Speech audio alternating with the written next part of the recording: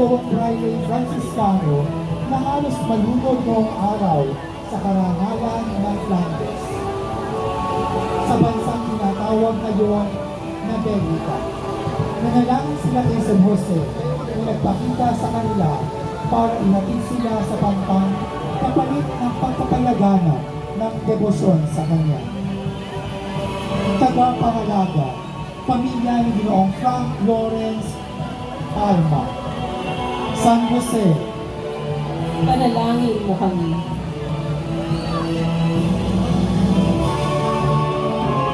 Mga Franciscano ang nagpakala sa debosyon ng Kwaresma ni San Miguel na tulad ng panahon ng Kwaresma bago ang Pasko ng muling pagkabuhay ay panahon ng 40 araw ng pananalangin at pag-aayuno. Nagsisimula ito sa solemnidad ng Asunsyon sa 15 ng Agosto hanggang sa kapistahan ng mga Arkanghel sa 29 ng Setyembre. Tagapangalaga, pamilya ni Dr. Gerald Beza at ng yumaong Clarissa Gutierrez Belza. San Miguel Arcangel, ipanalangin mo kami. Nakasapi ng Tercera Orden. San Luis Ibaraki, Pir ng Nagasaki. 12 taong gulang lamang ang Hapones na si Luis Ibaraki nang hulihin siya sa Nagasaki kasama ng 25 iba pa, kabilang ang pari Kastilang si Pedro Bautista. Sa utos ng samurai at dalinyo na si Toyotomi Hideyoshi, dahil sa pagkamuhi nito sa mga Kristiyano, pinahirapan muna sila nito bago ipapako sa krus at saksakan ng 2 sibat. Sa kanilang pagkamatay, babaluhay ang Kristyanismo sa Hapon. Tagapangalaga, pamilya ang yumaong Alfredo at Priscilla Martiliano. San Luis Ibaraki, ipanalangin mo kami.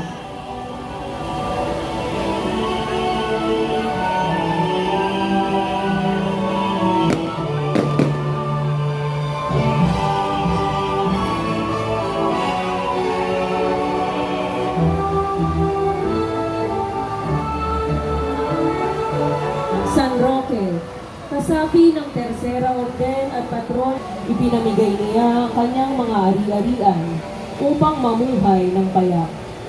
Nang mahawa sa lumalaganap na peste sa Roma, siya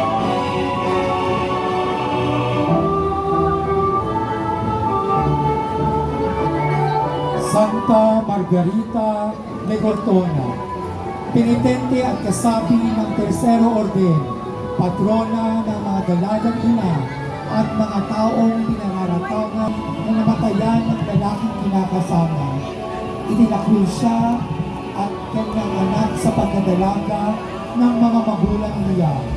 Kaya nagdesisyon siyang magbagong buhay at guguli ang panahon sa penitensya bilang kasapi ng 3 orden ng mga Franciscano.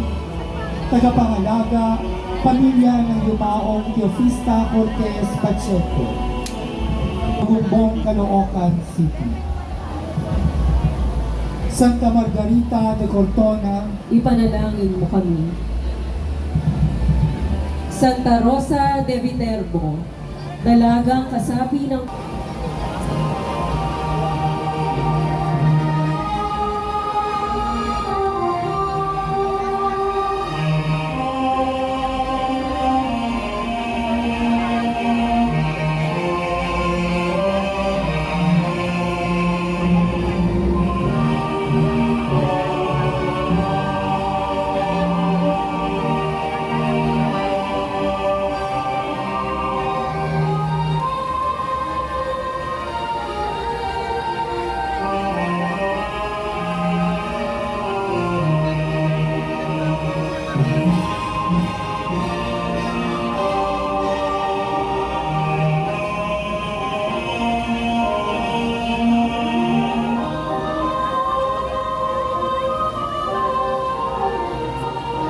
San Luis de Francia, hari at patron ng Tercera Orden, at San Fernando, hari at kasapi ng Tersero Orden at Pagkutila.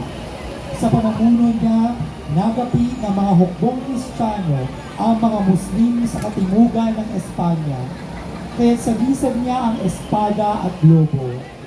Si San Luis ay hari ng Fransya. Pinamunuan niya ang krusada ng mga Kristiyano sa Jerusalem upang mabawi ito mula sa mga bibinyagan. Siya ang nakatuklas at nag-uri ng korona tinik ng Panginoon sa Fransya. Tagapangalaga, pamilya ng yumaong Santiago Sales Jr. at Medina Marilu Sanggalang Sales. San Luis de Francia at San Fernando, Ipanalangin ninyo kami.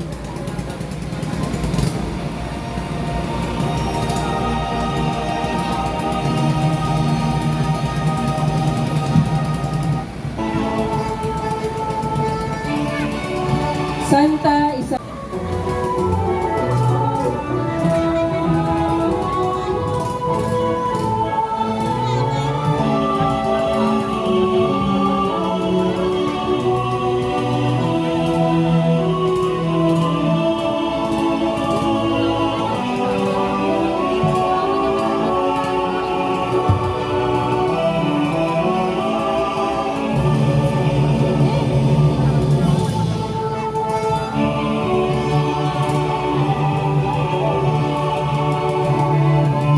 Santa Ines de Asis, kasapi at abadesa ng Segunda Orden, kapatid ni Santa Clara.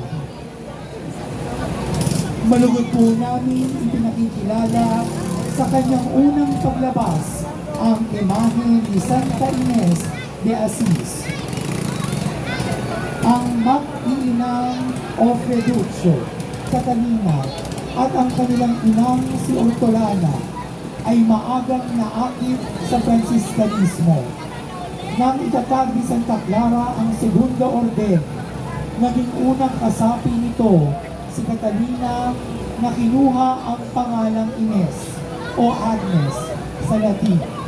Sa tindi ng galit ng ama ni Clara at Ines dahil sa pagmumongha nila, pinatambangan niya ito upang sapilitang maiuwi sa kanilang bahay. Kinalaunan, naging abadesa ng mga Madres Clarisas si Ines.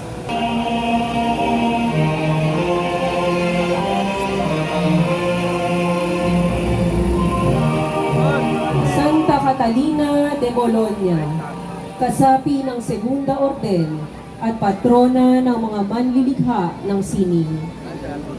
Buhat sa mariwasang angkan sa lungsod ng Bologna sa Hilagang Italia, ang dalagang si Catalina de Vigri. Sumapi siya sa isang pangkat ng mga mongha na kinalaunan ay sumunod sa panuntunan ng Franciscanismo. Naging abadesa nila si Catalina. Bukod sa pagdarasal, ginugol ni Catalina ang kanyang buhay sa sining. Marunong siyang tumugtog ng instrumento, magsulat, magpinta, gumuhit, manahi, at magsalita ng iba't ibang wika. Tagapangalaga, pamilya ni Bennett at Jean Castro at ina Alfredo Yo at Eden Ray Benaventura ng Barangay Atlag, lungsod ng Malolos. Santa Catalina de Bologna, Ipanalangin mo kami. Santa Coleta di Corbi, reformadora ng Segunda Orden, tagapagtatag Clarisas Correntinas, at patrona ng mga idadalang tao. Malugod po namin ipinakikilala sa kanyang unang paglabas ang imahe ni Santa Coleta de Corbi. Matatanda na ang mga magulang ni Coleta nang ipinagbuntis siya, kaya naman nang siya ay isinilang sa Corbi sa Fransya, pinangalanan siyang Nicoleta. Bilang parangal kay San Nicolas na pinagdebosyonan ng kanyang mga magulang. Nang mapanaginipan niya si San Francisco, nagdesisyon siyang magmongha at tumulong sa pagpapanibago ng Segunda Orden. Sinasabing dahil sa kaamuan ng buhay ni Coleta, na ito pa siyang nakakasama sa pananalangin. Tagapangalaga, Ginoong Anacleto Talusig at Pamilya. Santa Coleta de Corby, Ipanalangin mo kami.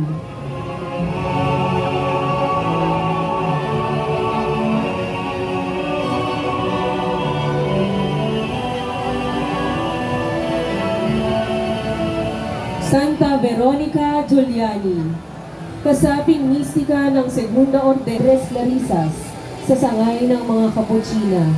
Kinuha ang pangalang Veronica at naging abadesa nito matapos ang 3 dekada. Sa tindi ng kanyang pananalangin, madalas siyang makakita ng mga pangitain tungkol sa impyerno. Kinalaunan, tulad ni San Francisco, tinanggap ni Veronica ang mga sugat ni Kristo sa kanyang mga kamay, paa, tagiliran at ulo. Tagapangalaga pamilya ni Ginoong Gino Araniego. ito. Siya ay Hermano Lego ng unang orden ni San Francisco. Anak siya ng mga Afrikano na ginawang alipin sa Timog Italia. Dahil alipin ay hindi siya natuto magbasa at magsulat. Ang bansag na Moro ay ginagamit sa Italia noong araw para sa mga taong maitim ang balat. Matapos magtrabaho bilang pastol, pinasok ni Benito ang buhay relihiyoso. Una, bilang ermitanyo at sa kinalaunan, bilang kasapi ng unang orden ni San Francisco. Tagapangalaga, pamilya ng Yumaong Santiago Saez Jr. at Reginang Marinus ang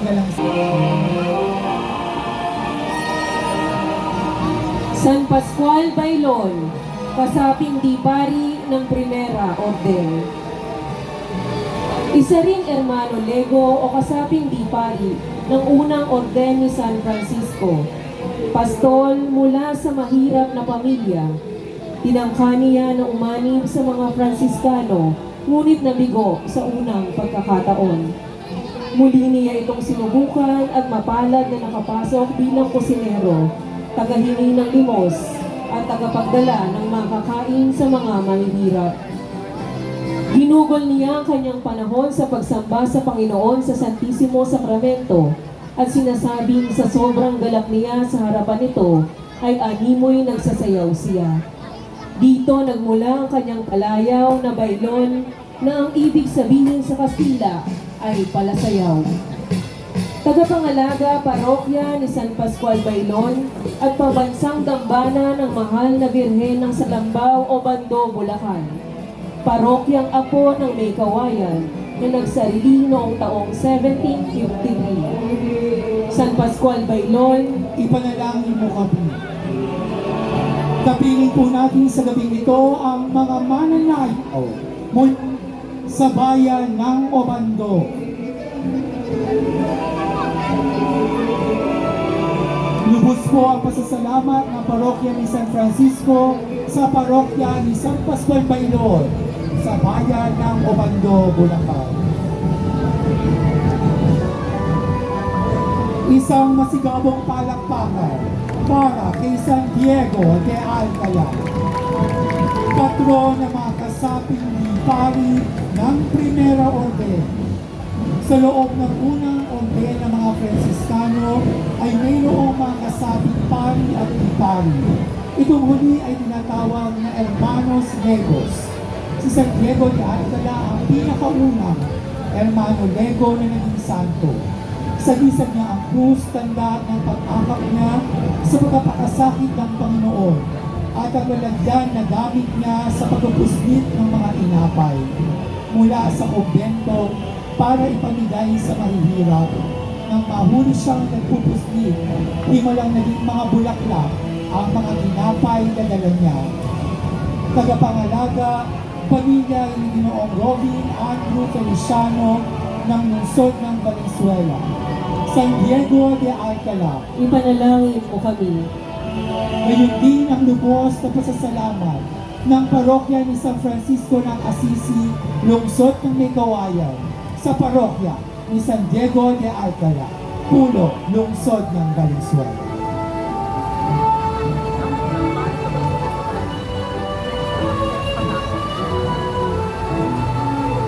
San Bernardino de Siena, kasaping pari ng Primera Orden at tagapagpalaganap sa debosyon sa mahal na ngalan ni Jesus. Kilala siya sa kanyang debosyon sa banal na pangalan ni Jesus, na siya rin pangunahing niyang sagisag na makikita sa daglat na IHS. Ang mga titik na ito ay nangangahulugang Jesus Hominum Salvator, o si Jesus ang tagapagligtas ng sangkatauhan.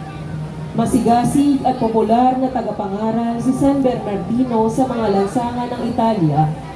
Ipinauunawa niya sa mga tao ang mga mahigpit na katuruan ng simbahan tungkol sa moralidad. Tagapangalaga, pamilya ni Ginoong Jason Alfaro ng lungsod ng Valenzuela. San Bernardino de Siena, Ipanalangin mo kami. San Juan de Capistrano, kasaping pari ng Primera Orden, sundalong santo at patron, nakikilala sa kanyang unang paglabas ang imahe ni San Juan de Capistrano. Ipinanganak siya sa Karangyatilla, nakapag-aral ng batas at naging gobernador ng Perugia. Sa Tapia nang magkaroon ng digmaan, San Pedro de Alcantara, kasaping pari ng Primera Orden. Pari siya sa unang orden ng mga Fransiskano, isa sa mga pinakamahalagang reformador ng orden at magaling na mangangaral at tagapagpakumpisal. Siya ang tagapayo at kumpesor ni Santa Teresa ng Avila, ang reformadora ng mga Carmelita at unang babaeng pantas ng simbahan.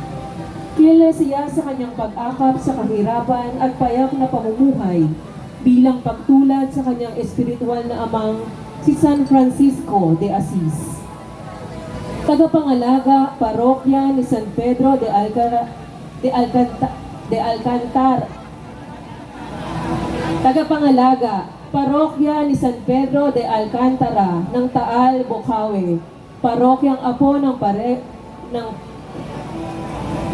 parokya ni San Francisco de Assis na itinatag noong 1974.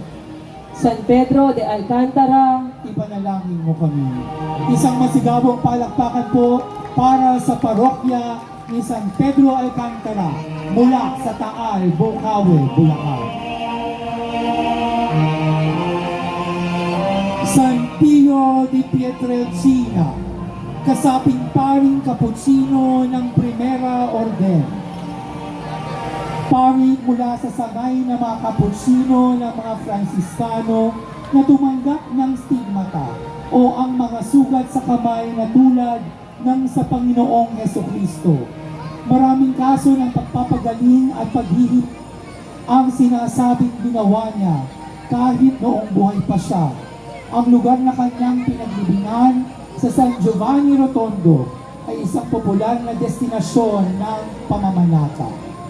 Tagapangalaga, pamilya ni Ginoo at Ginang Catalino Abacan. San Pio de Pietrelcina, ipanalangin mo kami.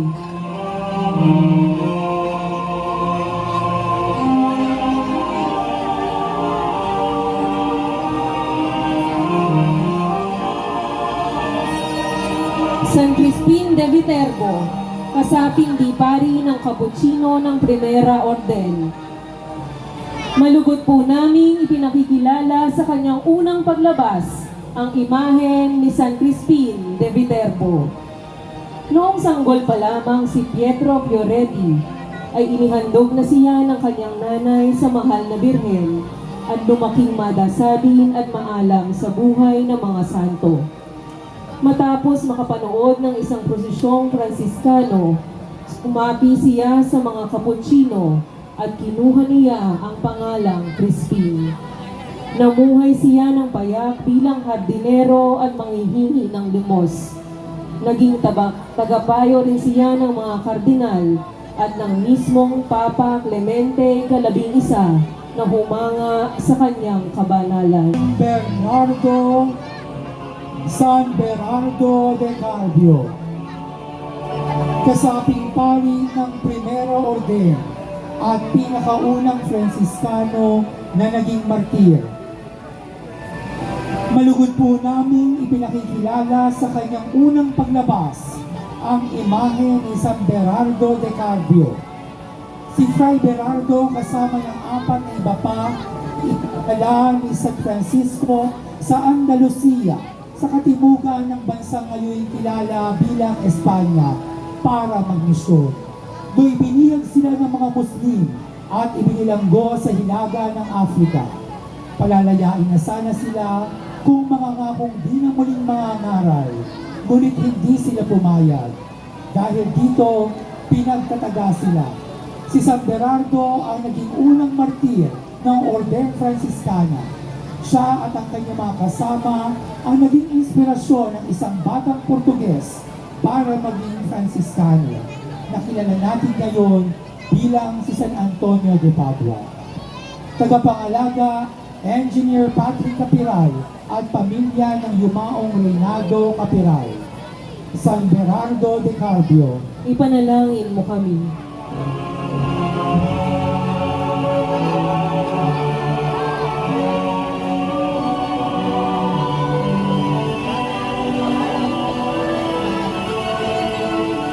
San Fidel de Cappuccino at patron ng mga abogado. Mula siya sa bayan ng Sigmaringa sa Alemanya. Bagaman nagtapos sa pag-aabogado at naging manananggol, nilisan niya ang profesyong ito para sumapi sa orden ng mga Franciscanong Cappuccino. Naging masigasig siya sa pangangaral at pagkakawang gawa, bagay na ikinagaling ng mga sektang protestante na noon ay lumalaganap sa Europa. Hinambalos siya ng mga ito at pinagtataga kasaping pari at martir ng Primero Orden, sa sangay ng mga conventual at patron ng mga bilanggo. Malugod po namin ipinakikilala sa kanyang unang paglabas ang imahe ni San Maximiliano Maria Kolbe. Nung bata pa si Raymond Kolbe, nagpakita sa kanya ang mahal na titin at binigyan siya ng 2 korona, isang kulay puti na sa gisag ng kabanalan at isang kulay pula na sa gisag ng pag-aaral ng buhay. Nang maging Franciscano, kinuha niya ang pangalang Maximiliano Maria at naging mabuting pari. Nang sumiklab ang ikalawang digmaang pandaigdig, tinakip si Maximiliano ng mga Nazi at kinulong sa concentration camp ng Auschwitz, kung saan siya gutom at ihaw. Doon ay may kasamahang preso si Maximiliano na napili ng mga Nazi para tayin. Buong tapang na nagpresenta si Maximiliano para humanili sa kasamahan. Pinatay si Maximiliano ng mga Nazi sa bisperas ng kapistahan ng Asunsyon noong 1941.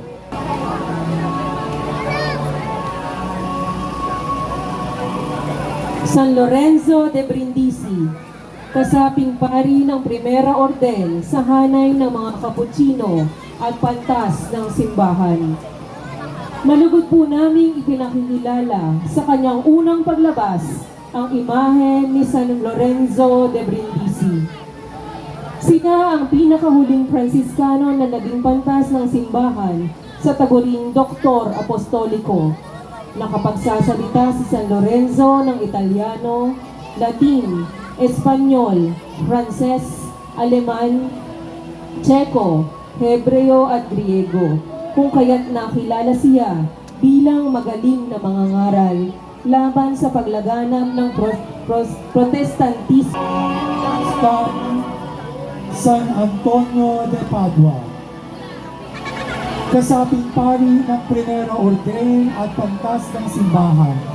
Isa siya sa mga pinakasikat at pinipintuhong santo ng simbahan na pinakasi sa paghahanap ng mga nawawalang kagamitan at itinuturing na doktor evangheliko.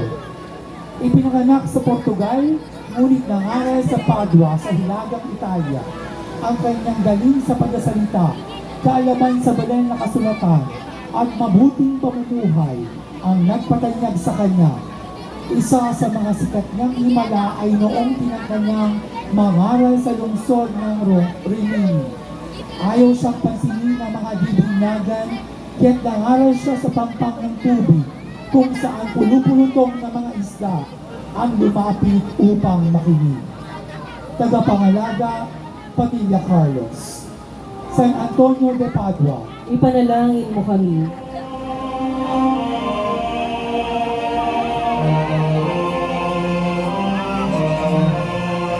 San Buenaventura, kasaping kardinal ng Primera Orden at pantas ng simbahan. Kardinal, propesor, at unang Fransiskano na naging pantas ng simbahan sa taguring Dr. Serafico. Siya ang itinuturing na ikalawang tagapagtatag ng Orden Fransiskana na tumipon at nagsaayos sa mga pangunahing teksto tungkol kay San Francisco. Ang ngalan niyang Buenaventura ay nangangahulugang mabuting kapalaran. Sinimulan niya itong gamitin noong siya'y 4 na taong gulang matapos siyang mapagaling mismo ni San Francisco at sambitin ito na kay buti ng magiging kapalaran ng batang kanyang napagaling. Tagapangalaga, pamilya ng yumaong Santiago Sales Jr. at ni Ginang Marilu Sanggalang Sales. San Buenaventura, Ipanalangin mo kami.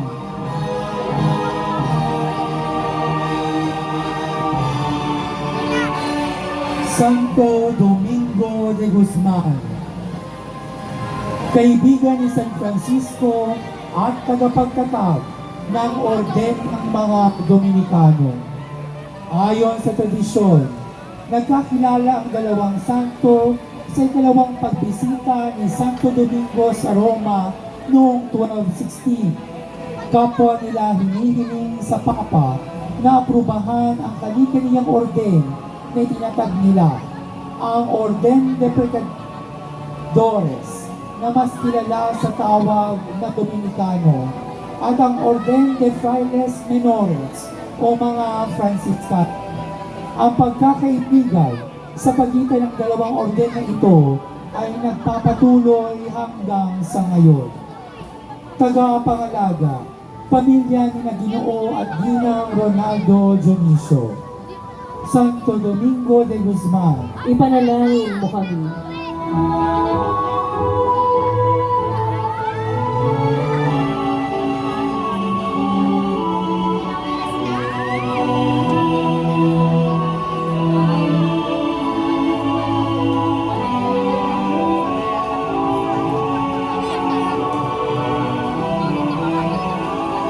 Santa Clara de Assis, kaibigan ni San Francisco at tagapagtatag ng Segunda Orden. Mula sa mayamang pamilya, naakit siya sa tawag ni San Francisco sa buhay ng kalinisan, kahirapan at pagsunod. Gabi ng linggo ng palaspas, nang napagdesisyon isuko ang buong buhay niya sa Diyos. Tinagpo niya si San Francisco at nagpaputol ng buhok, tanda ng paglayo niya sa mundo. Sinubukan ng kanyang ama na kumbinsihan siyang bumalik sa karangyaan, ngunit siya ay nabigo. Sa tulong ni San Francisco, itinatag niya ang Segunda Orden ng mga Madres Clarisas, alinsunod sa mga prinsipyo ng Franciscanismo. Noong siya ay matanda na, nilusob ng mga bibinyagan ang kanyang kumbento, kaya tinanghal niya ang banal na Santissimo upang itaboy ang mga ito. Tagapangalaga, Julio SPPC. Santa Clara de Assis, ipanalangin mo kami. Nuestra ang pinakamamahal na pundador ng Orden Franciscana, ang grupo ng mga relihiyoso na nagtatag sa bayan at parokya ng May Kawayan noong taong 1578. Anak ng mayayamang negosyante ng tela sa Assis, sa gitnang Italia. Iniwan ni Giovanni de Bernardone ang lahat ng kanyang yaman matapos makilahok sa digmaan ng Perugia at makakilala ng isang mahirap na ketongin. Sa pagwawaksi niya sa kanyang buhay, hinubad niya ang kanyang damit sa liwasan at isinauli ito sa kanyang ama. Dito na nagsimula ang kanyang buhay na iniukol sa kahirapan, kalinisan at pagkamasunurin. Ang May Kawayan ang pinakamatandang parokya sa Pilipinas na nasa pamimintuho ni San Francisco. Sa taong 2028, kung loloobin ng may kapal sa pagdalangin ni San Francisco, ipagdiriwang natin ang ating ika-450 anibersaryo. Tagapangalaga, Pamilya Alarilla. Amang San Francisco de Assis, patron ng May Kawayan, Ipanalangin mo kami. Viva San Francisco! Viva San Francisco! Viva San Francisco! Viva!